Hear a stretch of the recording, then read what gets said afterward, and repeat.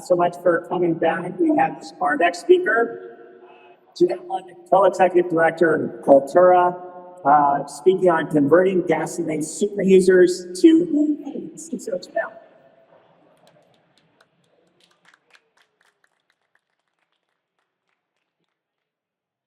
So much for having me here today. I've been so excited by what I've seen so far with the presentations, and I'm confident we have a very bright electric mobility future. I'm with Cultura. We are a nonprofit with a mission to move America beyond gasoline. And I'm excited to tell you today about an opportunity to cut vehicle emissions from the light-duty vehicle sector and at the same time unlock literally billions of dollars. So let's look at the situation that we're in. Scientists have said, and I'm inclined to take them seriously, that we have until 2030 to cut global emissions in half. In the US, 15% of emissions come from the light-duty vehicle sector, so that's a big chunk. That sector needs to do its fair share. And vehicle emissions come from burning gasoline.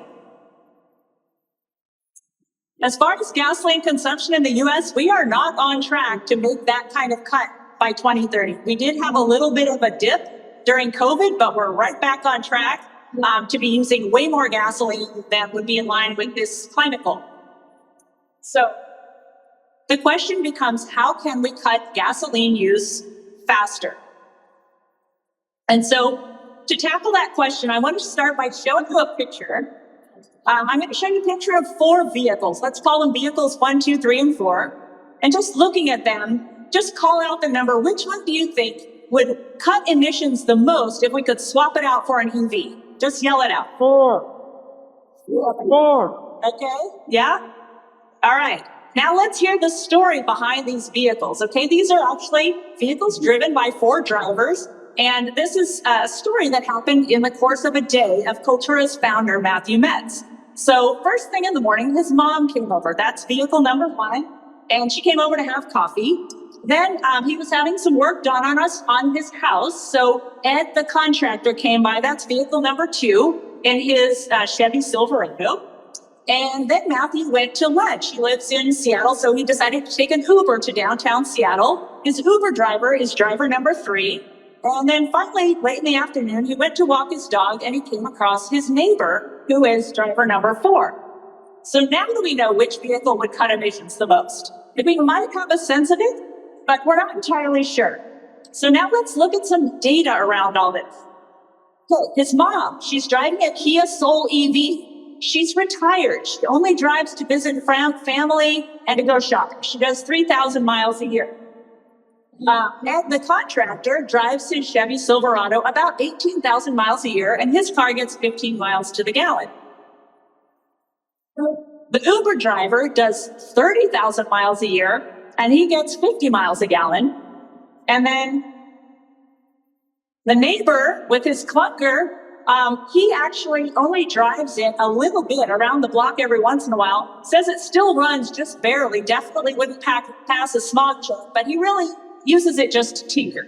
Okay, now we have some actual data we can do something with to answer our question of which to switch. So now with this data, we can figure out the mom, she's already driving an EV, so she will not be displacing any gasoline if she switched to an EV. The neighbor looked like the clunker. A lot of you said number 4, but actually that car is not getting driven, so maybe a gallon. The Uber driver, wow, 600 gallons would be displaced, okay? Ed, the contractor, double. Okay, so Ed is clearly the one we want to switch to an EV first to displace the most gasoline. Well, current EV incentive programs don't take all of this into account. They don't look at how much gasoline the driver was using to switch this to an EV. In fact, there's just this assumption that all EVs displace gasoline equally. And we just saw that's not true. So we've learned that EVs displace different amounts of gasoline, and that the way you find out how much is by knowing the annual miles traveled and the miles per gallon. So maybe a better strategy.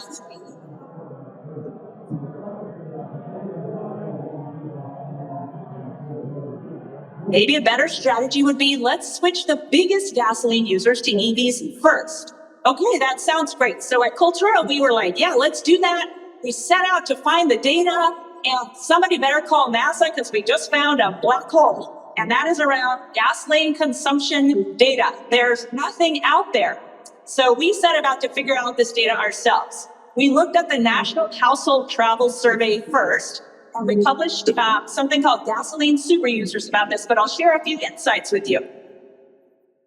First of all, we divided up drivers in terms of how much gasoline they use, and the top 10% of drivers in terms of gasoline consumption are using 32% of all the gasoline. That's more than the bottom 60% combined.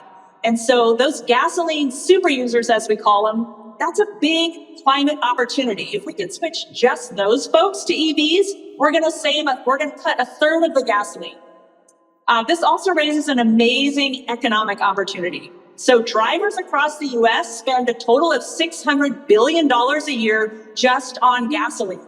So if we just convert the the super users, we are redirecting $200 billion of gasoline spending over to the EV transition, including EVs, EV financing, EV charging, electricity, all that stuff.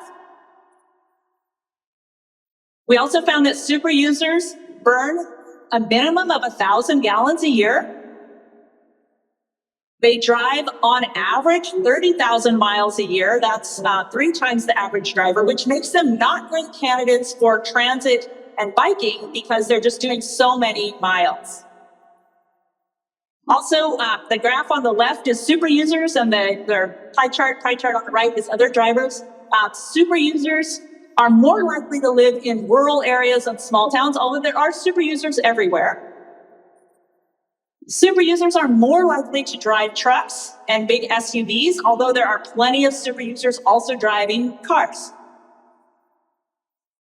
If you look at the income spread of super users compared to the rest of the drivers, super users are the red and the other drivers are the blue. And you can see these are just different household income brackets. And you can see they're very closely aligned.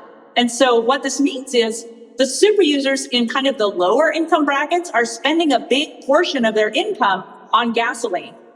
And then I just want to compare this to the EV drivers, their income brackets. They're going to be in green. Just watch carefully. Okay, they tend to be towards the extremely high end of the income spectrum. So again, for these very lowest income super users, these people are really suffering. They're spending around up to a third of their household income on gasoline. So this is another opportunity to help people who need it most switch and not be so burdened. Okay, so all this was great, but we realized to really make use of this data, we need even more granular data. And so we got it in California. And so we're going to be publishing an amazing paper later this year about this data that we found in California. I can't tell you everything, but I can give you a sneak peek right now. So one thing we were able to do is make a heat map of California, and the shapes that you see there are zip codes. So we could map by zip codes where the gasoline super users are. So the darker the zip code, the higher the concentration of super users. So you can already start to see that there's high concentrations of super users in some of the more rural areas. Another thing we noticed is that we compared a map of where EV drivers are located, and sure enough, there's almost a complete mismatch of super users and then EV drivers who are much more in the coastal areas. So there's a real opportunity to get more EVs out into the more rural areas where the super users are.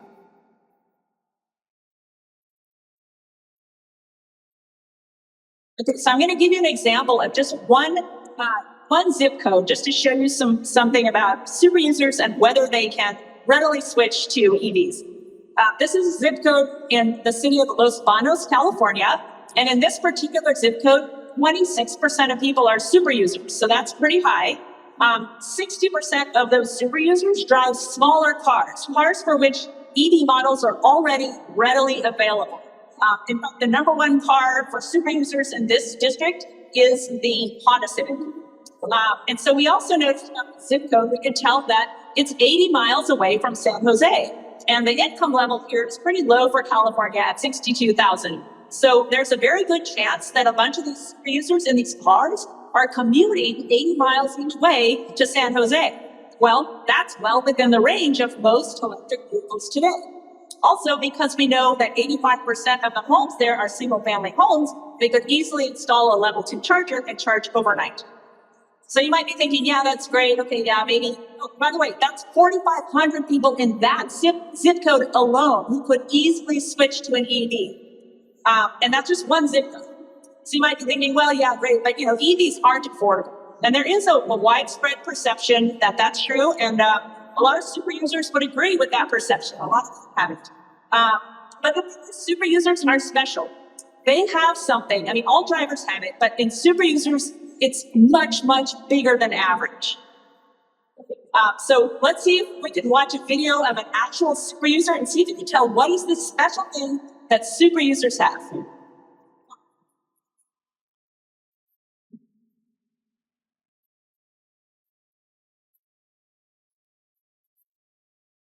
That's nice.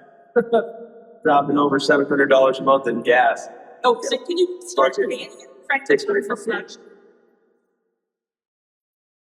That's a nightmare. When you're dropping over $700 a month in gas, kind of the budget takes away from day-to-day activities. I drive every day to and from work, and having an electric vehicle, I feel will save me some money as well as cheaper. But biggest reason why I haven't gotten one yet is definitely how much they cost. I can't afford it.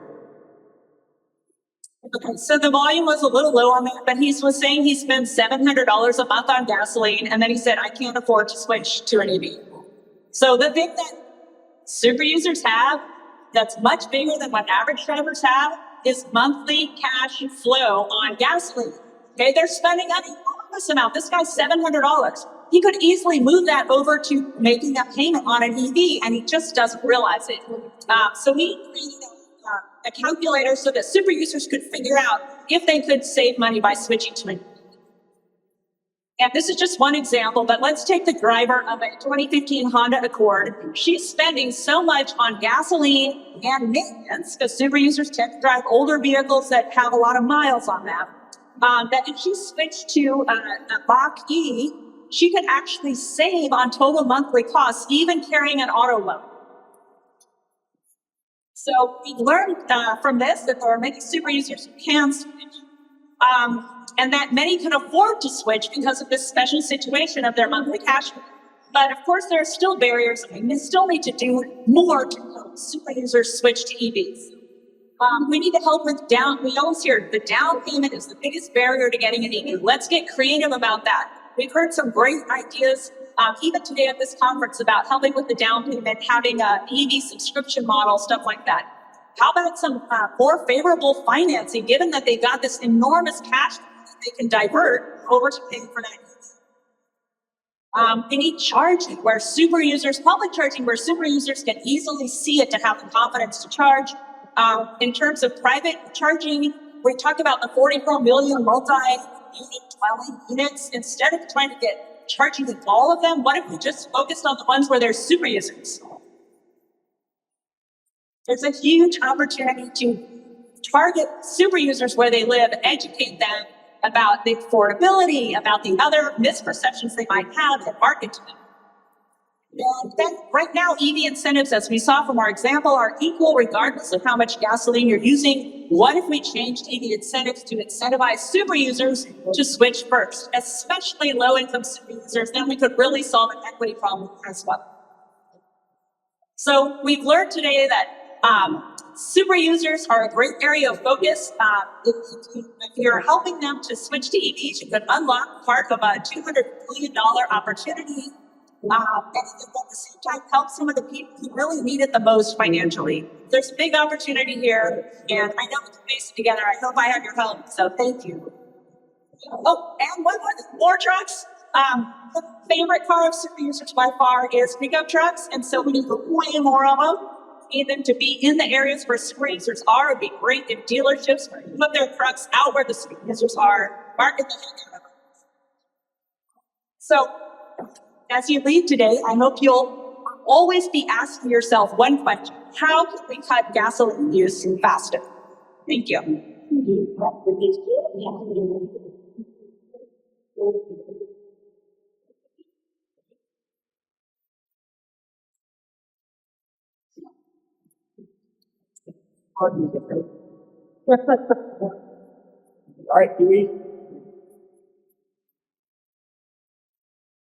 All right, do we have any questions for Janelle?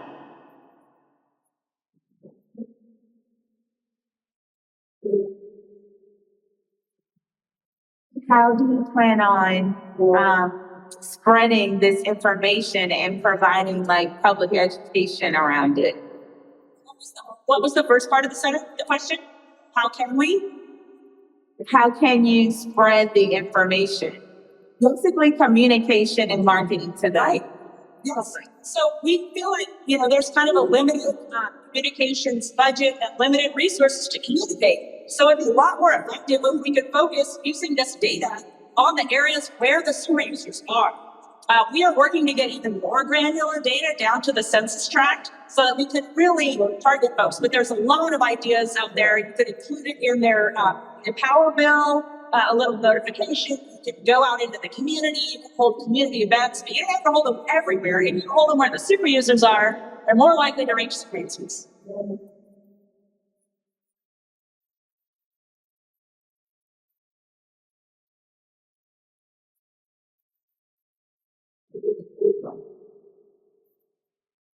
So you already have targeted data for California. It's amazing to see the examples. And I know lots of startup companies in California is working to drive the green agenda. So going forward, what is your strategy to partnership, like, share your research and get partners, pull more friends, and moving forward? Yes, we have many plans around how to advance this data. So yes, we're getting amazing data in California. We will be publishing a report on this. We'll have tools that people can use to manipulate the data, find out cool things about their area. We're also working on legislation to change how EV incentives are done. In California, we ran a bill this year that passed 2 committees with bipartisan support. And then we're working to get this data for the whole country.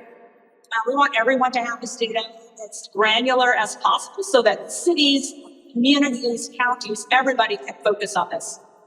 Thanks.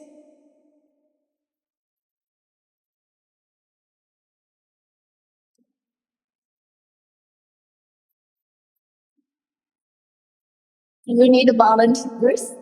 Yes, we always need volunteers.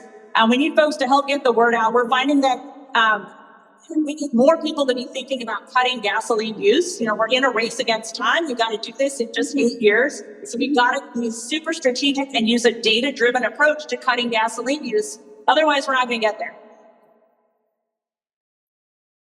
All right, excellent. Let's give Janelle London, Co-Executive Director of Cultura.